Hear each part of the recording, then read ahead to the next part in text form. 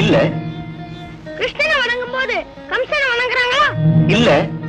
ஆனா முருகனை வணங்குறப்போ சூரபத்மனையும் சேர்த்தே வணங்குறாங்க. எப்படி? முருகன் கிட்ட சண்டையில தோத்தப்போ சூரபத்மன் கடைசியா சேவலும் மயிலுமாகி தான் செய்த பாவத்துக்கு உங்களை சுமந்துகிட்டே இருக்கணும்னு முருகன் கிட்ட வரம் கேட்டானே. உண்மைதான், உண்மைதான். முருகன் அறிவுக்கடவுளாச்சே.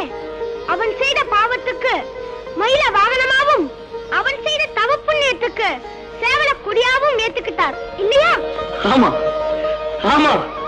அப்படி இருக்கும்போது அவன் அழிஞ்சான்னு எப்படி சொல்ல முடியும்? எப்பவும் முருகன் கூடயே இருக்கணும்னு வரம் வாங்கின சூரபத்மன் எப்படி அறிவிலியாக இருக்க முடியும்?